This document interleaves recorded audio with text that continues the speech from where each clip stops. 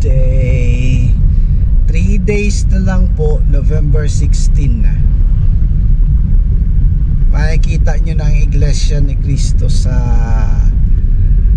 Liwasang Bonifacio, sa Luneta Park. So good luck sa lahat.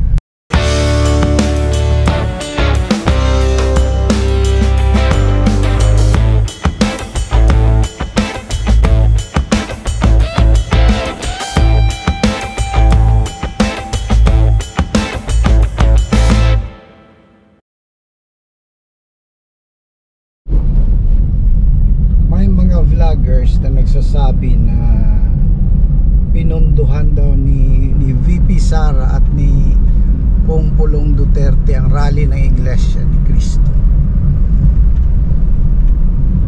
Sa mga magdalo daw ng rally, sa mga dadalo ng rally, sabi nila may 3,000 pesos. So baka isipin yung totoo yun. Tapos pagdating nyo doon, manghihingi kayo ng 3,000 pesos. Wala pong katotohanan ang lahat ng iyon. Ang rally ng iglesia, ginagawa ng mga iglesia ni Cristo dahil sa pagsunod sa aming pamamahala, dahil nakikita namin ang kalagayan ng Pilipinas. Kaya pupunta kami sa rally. Pakikiisa namin ito sa Iglesia ni Cristo. So maraming vloggers din na nagsasabi na baka uulan, baka may bagyo.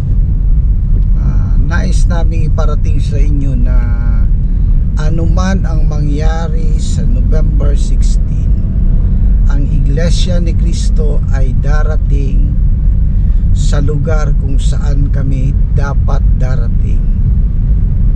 So yung iba naman nag-iisip kung sino ang maging resource speaker, kasi alam mo naman ang mga vloggers dyan namimili kung sino ang aakyat sa stage. Wala na sa inyo yun, sa kapasyahan na po yun ng Iglesia ni Cristo. Sino man aakyat sa stage, makinig na lang kayo. Mayroon ding mga vloggers na ginagawang biro na yung lahat. Para siyang contest ba.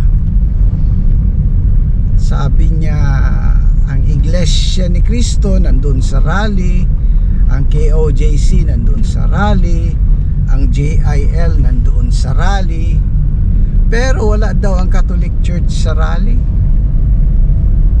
Wala daw representative ng Catholic Church. Pero sa totoo lang, maraming Catholic faithfuls na pupunta doon. Manonood dyan sila.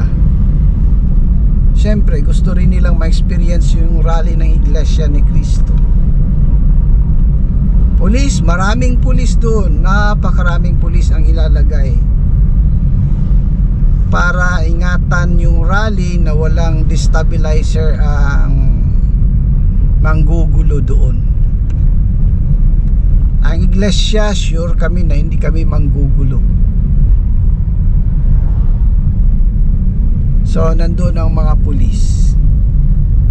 Ang mga vloggers naman, mga media outfits, sure nandoon yan. Paulit-ulit yan. Mag-i-interview yan ng mga kapatid, naunawaan ba nila kung bakit sila pumunta sa rally, suportado ba talaga nilang rally, pinilit lang ba sila. Tapos magtatanong din yan kung may bayad ba kayo, binayaran ba kayo. Yun pong pupunta sa rally, huwag kayo mag-expect na bayaran kayo, kasi Iglesia ni Cristo na rally ito. Bawat miyembro ng Iglesia ni Cristo nauunawaan na walang bayad ito. Kusang loob kaming pumupunta sa mga gawain sa iglesia. Hindi kami naghihintay ng bayad o ano paman. Ang mga kapatid naman, nagbabaon yan, may sariling baon, nagluluto. So baka pagpunta pupunta nyo doon, ina-expect nyo na bigyan kayo ng pagkain, bigyan kayo ng 3,000, babaan nyo yung expectations ninyo.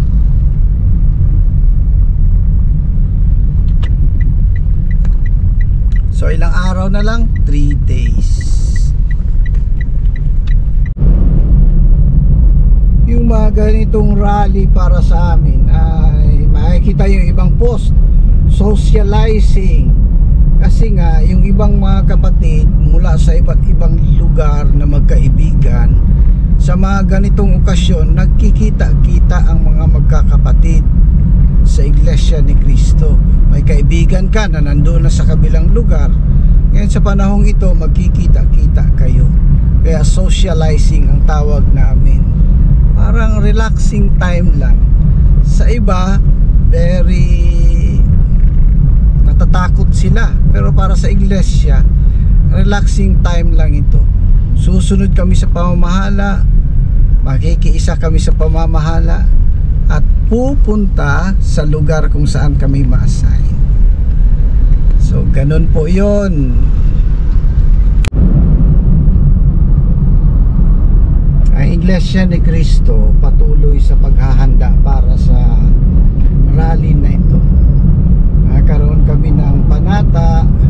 Siyempre pinapanalangin namin na maging maayos ang lahat, marinig ng gobyerno yung hinaing ng mga Pilipino, tapos walang anumang mangyaring masama. Matapos namin ang rally, may pahayag naming mabuti ang aming mga saloobin para sa gobyernong ito at maging maayos ng lahat. So sa mga kapatid na mag-travel pa papunta sa area, good luck, stay safe, manalangin tayong lagi.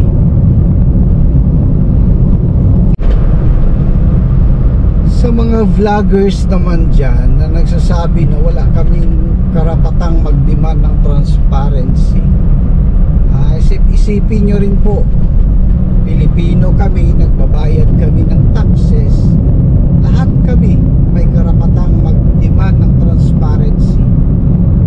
Lahat kami pwede magsabi ng ganito at ganyan, basta hindi lang namin sisirain ang gobyerno ito. Wala namang gustong manira ng gobyerno sa side namin. Ang gusto namin maging mapayapa ang lahat, maging matatag ang bansang Pilipinas. So good luck sa lahat, sa mga vloggers na nagsasabi na kung ano-ano. Hihintayin natin kung totoo ba yung pinagsasabi ninyo.